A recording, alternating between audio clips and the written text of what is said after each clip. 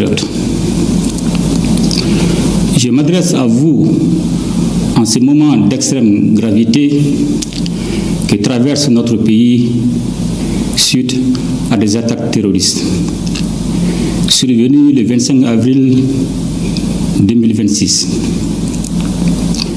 Ces attaques complexes, coordonnées et simultanées, ont visé les localités de Bamako, Kati, Kona, Mopti, Gao et Kidal.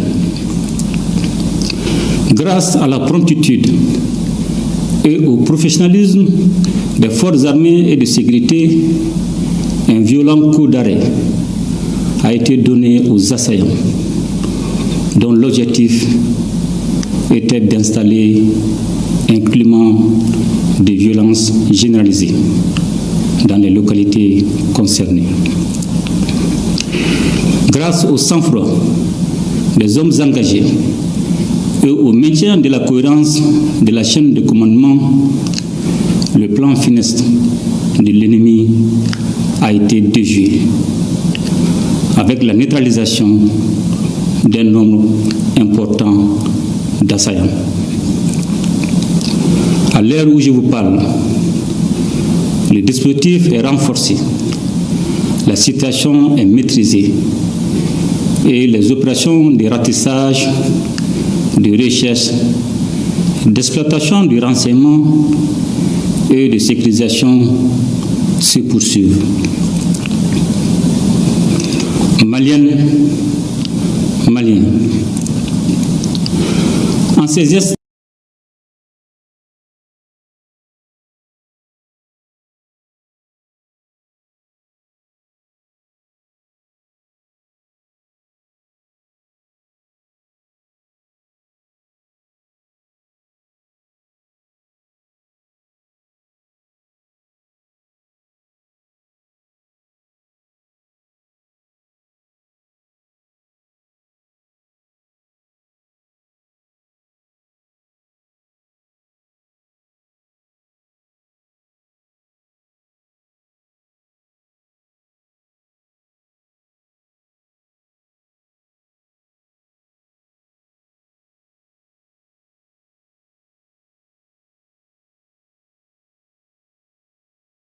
de douleur collective,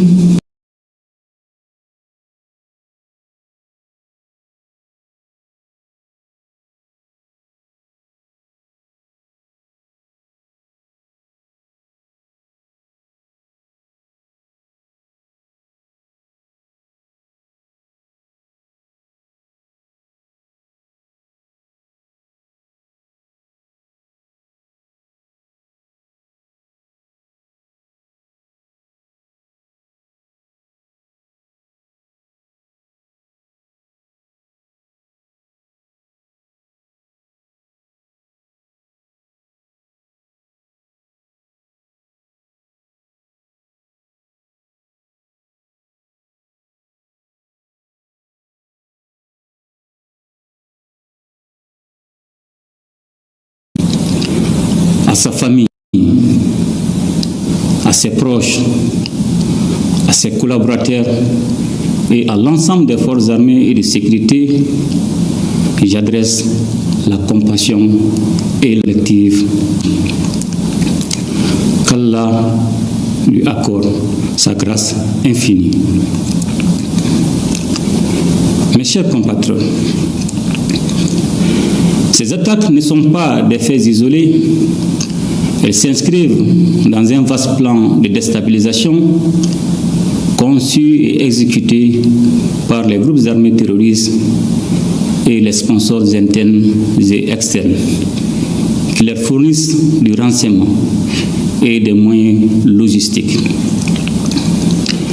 C'est le lieu de raffirmer la ferme volonté du Mali de maintenir le cap de sa refondation.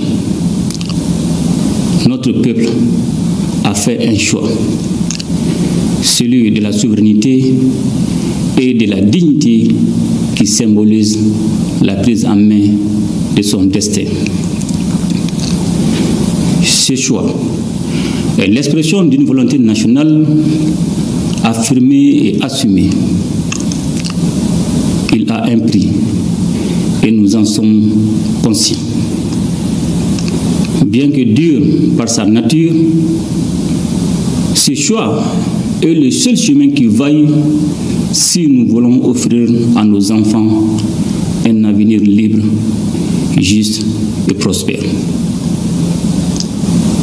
Maliennes, Maliens, les épreuves que nous traversons en ces temps difficiles ne sont en réalité que des embûches sur la voie noble qui mène à la prospérité. Nous devons garder à l'esprit que c'est dans l'épreuve qu'une nation doit conforter sa cohésion et son unité. Un sursaut national est aujourd'hui indispensable et nous devons tous, comme un seul homme, nous ériger contre la division et la fracture sociale. Mes chers compatriotes, c'est plus que jamais le moment de faire confiance à vos forces armées et de sécurité engagées dans une lutte complexe contre le terrorisme. Les opérations se poursuivront jusqu'à la neutralisation complète des groupes impliqués et le rétablissement durable de la sécurité sur l'ensemble du territoire national. Je demande également à chaque citoyen, dans chaque quartier, dans chaque fraction et dans chaque village, de faire preuve de vigilance et de responsabilité, appuyer nos services en transmettant par les canaux officiels toute information utile au renseignement et à la prévention. C'est pourquoi je vous exhorte aussi à ne pas céder aux rumeurs, aux messages d'affolement ni aux manipulations. Par ces temps qui courent, la désinformation peut devenir une arme au service des terroristes. Le Mali a besoin de lucidité et non de panique. Je salue, en cette circonstance, la synergie d'action au sein de la Confédération des États du Sahel, dont la force unifiée œuvre sans relâche à la pacification de notre espace. Je tiens également à reconnaître la qualité de la coopération avec nos partenaires stratégiques, notamment la Fédération de Russie. J'ai instruit le gouvernement de prendre toutes les mesures nécessaires pour renforcer l'assistance aux victimes.